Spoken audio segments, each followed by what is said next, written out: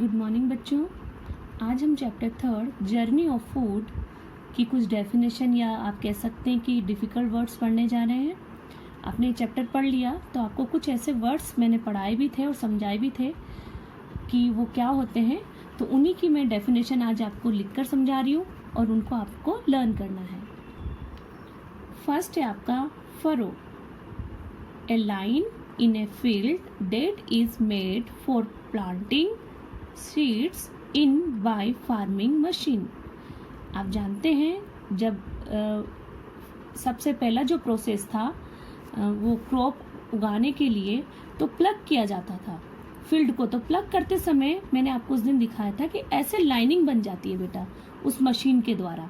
तो वो जो लाइन बनती है उन लाइनों को ही हम फरोज कहते हैं, जिनके अंदर शीट को क्या किया जाता है, सोई किया जाता है। सोइंग मतलब उनको शीट को डाला जाता है और उनको बोया जाता है ना।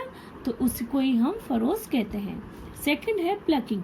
प्लकिंग का मतलब वही जो अभी हमने कहा कि जो सॉइल होती है उसको खुरदरा करना, उसको एयरी बनाना, ताकि प्रोसेस पौधों का अच्छे से पौधा ग्रो कर सके। ठीक है बेटा। तो is the process of breaking, loosing the soil and turning it, यानी कि उसको लूज किया जाता है। जैसे हम गमलों को थोड़ा थोड़ा खुरेद कर उनको पॉट्स उनको ऊपर नीचे करते हैं ना मिट्टी को, ठीक उसी तरह से इस प्लकिंग के द्वारा मिट्टी को ऊपर नीचे किया जाता है। और it over for up routing weeds. Weeds मतलब जो ऐसे पौधे जो हानिकारक होते हैं, हमारे पौधों को खराब कर देते हैं और वेस्ट में ही हमारे जो मिनरल वगैरह जो फर्टिलाइजर्स हम डालते हैं वो खत्म कर देते हैं, तो उनको निकाला जाता है। मतलब कहने का मतलब जो वेस्ट पौधे हैं उनको हटाते हैं। एंड एरेटिंग द सोइल, और एरी बना देते हैं किसको, सोइल को। तो उस प्रोसेस को हम क्या कहते हैं बेटा, प्लकिंग।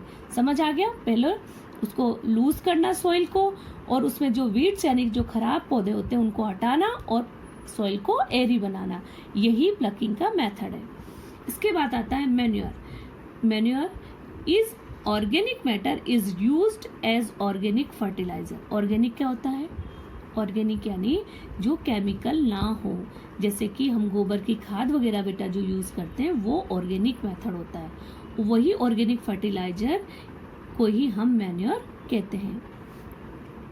Fourth, medicinal plants.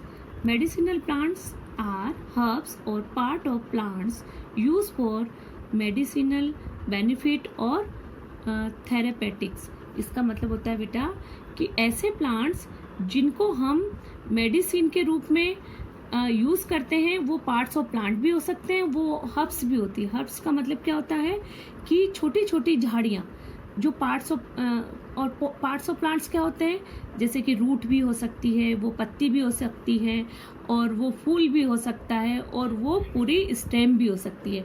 जैसा कि हम आजकल एलोवेरा यूज़ करते हैं, एलोवेरा में हम उसकी लीव्स यूज़ करते हैं, तुलसी में भी हम उसकी लीव्स यूज़ करते हैं, और टर्मरिक में हम उसकी रूट को यूज़ करते हैं बेटा। तो इस तरह से डिफरेंट पार्ट्स ऑफ प्लांट को हम हमारी थेरेपी के लिए यूज़ करते हैं, उन्हीं को ही हम मेडिसिनल प्लांट कहते हैं। नेक्स्ट है pesticides. Pesticides a chemical substance used to kill harmful insect, small animal, wild plants and other unwanted organisms is called the pesticides। इसका मतलब ऐसे सब्सटेंस, ऐसे केमिकल मतलब बेटा ये ऑर्गेनिक नहीं होते, ये केमिकल यानी कि बनाए हुए ऐसे केमिकल सब्सटेंस होते हैं जिनके द्वारा जो इंसेक्ट होते हैं, यानी कि जो हमारे प्लांट को बेटा खा जाते हैं।